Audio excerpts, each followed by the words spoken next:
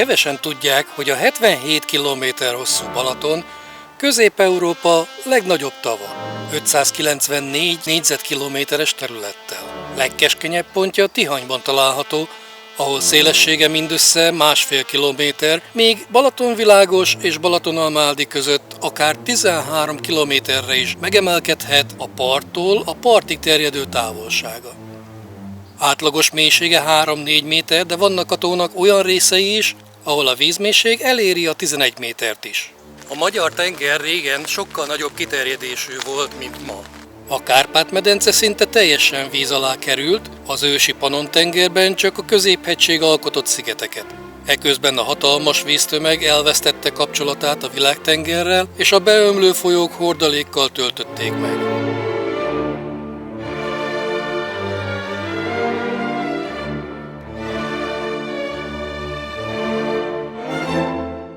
Ismered a hegyen járt ember és a látott hal történetét? Nem. Régen a Balatonban a Garda nevű halat úgy halázták, hogy fölküldtek egy embert ide a hegyre, Tihanyba, és innen nézte az ember, jelzett a halászoknak, amikor meglátta a halakat, a halászok pedig elindultak abba az irányba, ahol a halak vannak, és a hálóba kifogták a halakat. Egyébként a Garda egy olyan hal fajta, mint a tengeri heg. Kevés lenne a szánka. Milyen érdekes. A Balaton egyik leghíresebb látnivalója a Tihanyi félsziget és a bencés apátság. Ahhoz, hogy igazán értékelni tudjuk, amit látunk, nem árt, ha legalább részben ismerjük a történelmi hátteret. A bencés rend a római katolikus egyház és a kereszténység első és sokáig egyetlen szerzetes rendje volt. Szent Benedek reguláját követik, aki a 6. században felismerte, hogy egy szerzetesi közösségnek saját egységes, kölcsönösen elfogadott szabályrendszer alapján kell működnie.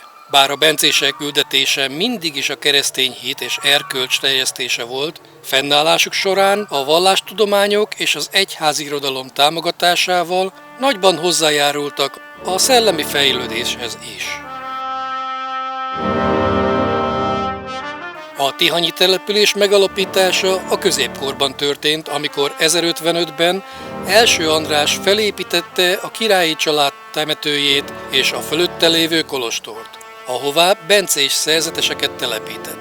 A kolostor alapító oklevele a legrégebbi, eredeti formájában fennmaradt magyar írás, amely latin szövegben magyar szavakat is használtak, így ez a legrégebbi magyar nyelvű írásos emlék.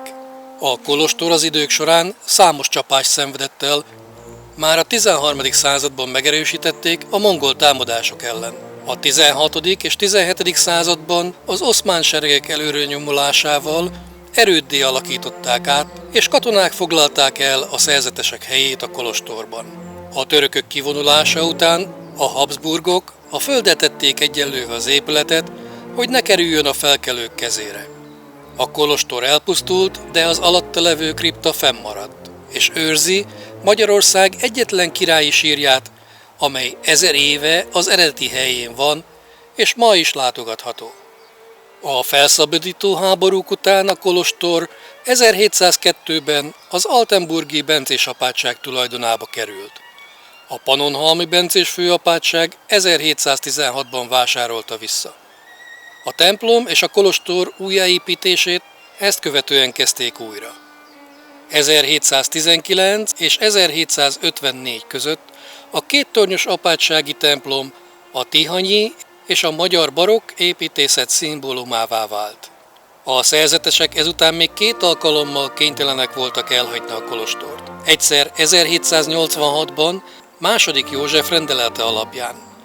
A rend tagjai 1802-ben térhettek vissza Tihanyba, de 1950-ben az állam feloszlatta a szerzetes rendeket. A plébánia megmaradt, de előbb szegényházat, majd múzeumot költöztettek a rendházba.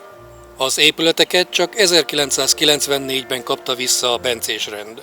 A szerzetesek helyben és a környező falvakban lelkipásztori munkát végeznek, kiállításokat és koncerteket szerveznek, lelki gyakorlatokat tartanak, tanítanak a helyi bencés általános iskolában, sőt, gyógyteát és gyertyát is készítenek. Azt mondják, senki sem tud mindent megtenni, de mindenki megtehet valamit. Az apátságban a jövőre is gondolnak. 1999-ben a napfogyatkozáskor 5000 palack bort falasztak be az apátság pincéjében, amelyet csak a következő napfogyatkozáskor 2081. szeptember 3-án lehet kinyitni.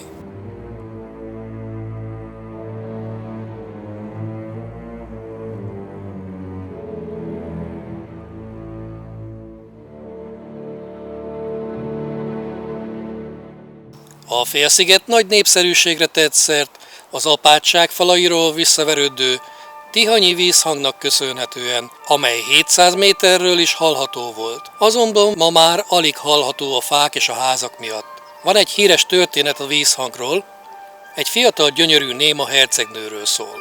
A hercegnő az idejét aranyszőrű kecskéi gondozásával töltötte.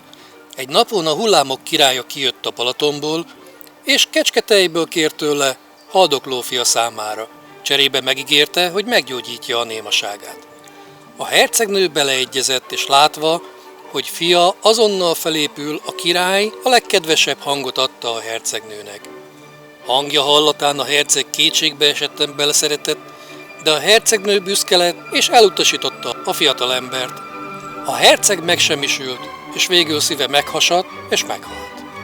A hullámok királya dühöngve átkozta a hercegnőt, sziklába zárta, miközben szeretett aranyszőrű kecskecsordáját a Balaton hullámai ragadták magukkal. Azt mondják, hogy a hercegnő, aki csapdába esett, és egyedül van a sziklában az örökké valóságon át, és kétségbe esetten vágyik a társaságra, válaszolni fog mindenkinek, aki meg akarja szólítani, és visszaviszi a szavaikat, ahogy azok elhangzottak.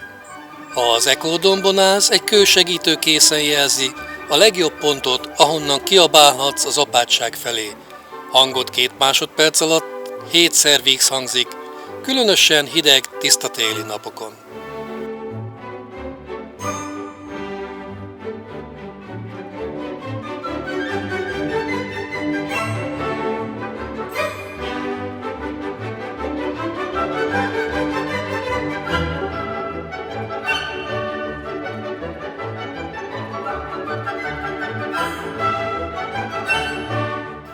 Ha Tihanyban jár, nem csak az apátságot kell látnia. A településen több vonzó hagyományos ház és pince is található. Érdemes megnézni a díszítést, a feliratokat, a gipszdíszítést és a verendákat. A védett házak egy része ma is lakott, mások azonban a látogatók előtt is nyitva állnak. Van egy szabadtéri néprajzi múzeum is, ahol halászcé és fazekasság található, meglátogathatók a levendulamezők és a szerzetesi barlanglakások.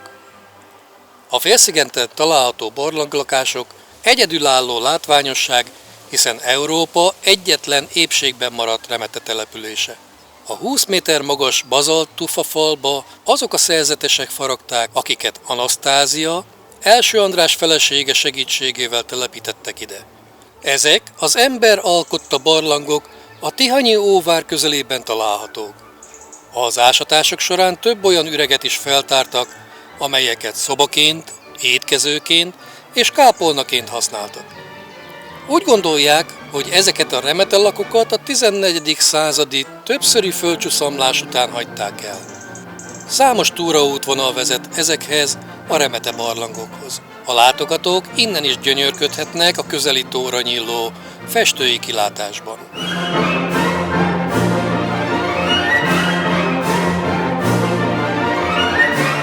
A tihanyi levendulakertet az első világháború után botanikus telepítette. A levendulát egyenesen Franciaországból hozták, és nagyobb illóolajtartalmának köszönhetően hatalmas sikert aratott. Napjainkban 100 hektáros parcellán nő a levendula, ami virágzás közben lenyűgöző látvány.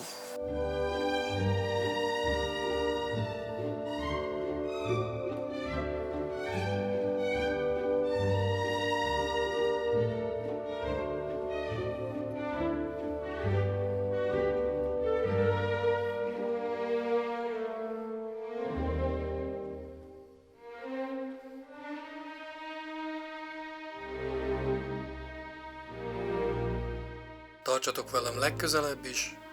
Sziasztok!